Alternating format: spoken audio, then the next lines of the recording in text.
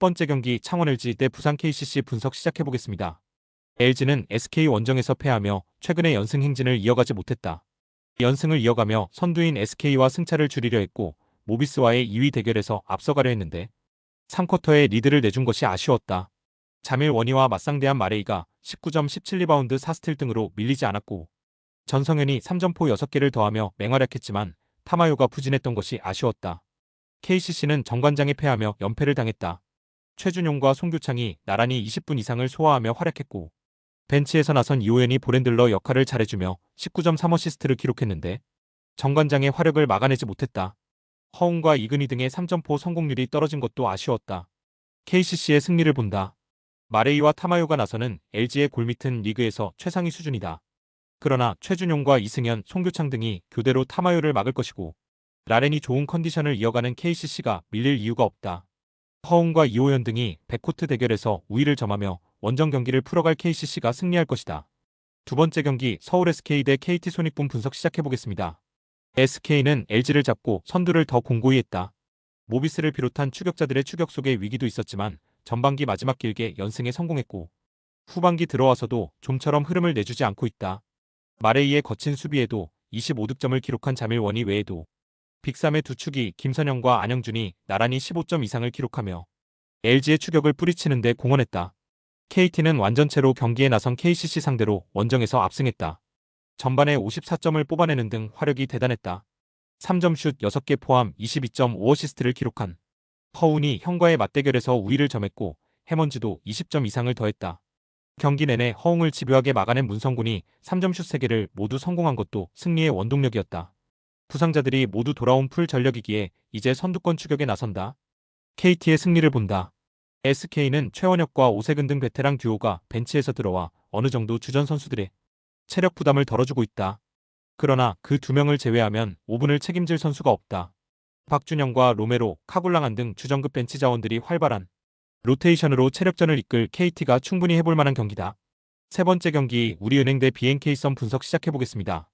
우리은행은 신한은행을 잡고 선두를 유지했다. 홍유순을 비롯해 분전한 신한 상대로 4쿼터 초반 동점을 허용하며 위기가 왔지만 슈퍼스타 김단비가 경기 분위기를 가져왔다.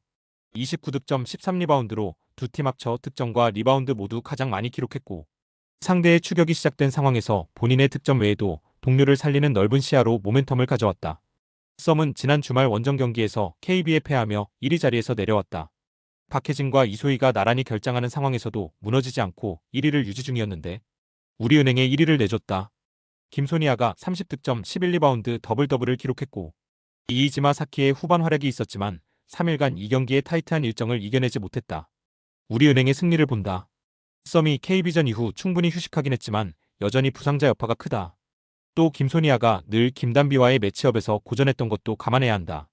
루키 이민지가 데뷔 시즌 기대 이상의 경기력으로 활약하고 있고 김혜진과 박혜미 등 베테랑 선수들이 수비로 김단비를 도울 우리은행이 승리할 것이다. 네 번째 경기 삼성화재 대 OK금융그룹 분석 시작해보겠습니다. 삼성화재는 직전 경기인 지난주 토요일 형케 원정에서 완패했다. 팀 공격 성공률이 40%를 넘지 못했고 블로킹에서 1대11로 뒤지는 등 두말할 것 없는 완패였다. 파즐리와 막심 등이 모두 40%대 초반에 그치며 형케의 블로킹 벽을 넘지 못했고 김정호의 퀵오픈도 위력적이지 못했다.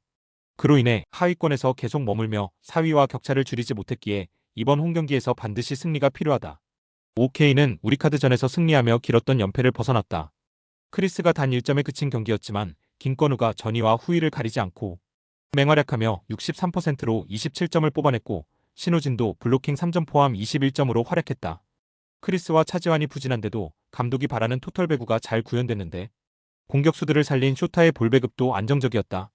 삼성화재의 승리를 본다. OK는 김건우와 신호진 등이 직전 경기에서 잘해줬지만 외인 공격수의 득점이 나오지 않는 건 언제나 큰 부담이다. 또 원정이라는 점도 감안해야 한다. 막심과 파즐리가 화력 대결에서 우위를 점하며 경기를 운영할 수 있을 삼성화재가 경기를 주도할 것이다. 다섯 번째 경기 한국도로공사 대 흥국생명 분석 시작해보겠습니다. 도로공사는 GS 원정에서 패하며 최근의 상승세를 이어가지 못했다.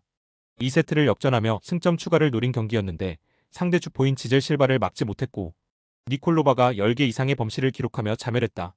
타나차가 리시브 불안에도 높은 공격 성공률로 활약했고 블로킹과 서브에서도 밀리지 않았는데 범실 개수가 많았다.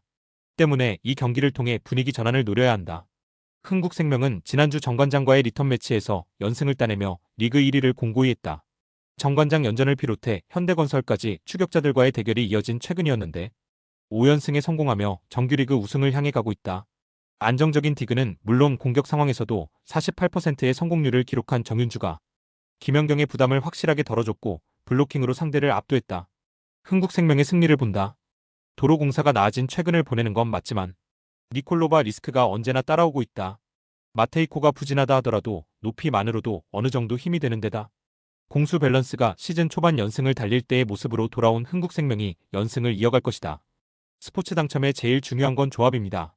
각 팀 분석을 잘한다고 하여도 조합을 못할 경우 큰 배당을 가져가지 못하는 거 다들 아실 겁니다.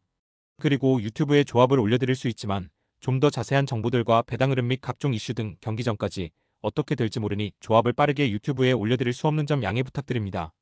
조합 신청은 아래 고정 댓글 링크로 조합 신청 말 걸어주세요. 금전 요구 및 멤버십 가입 조건 일체 없습니다. 좋은 건 서로 나눠 갑시다.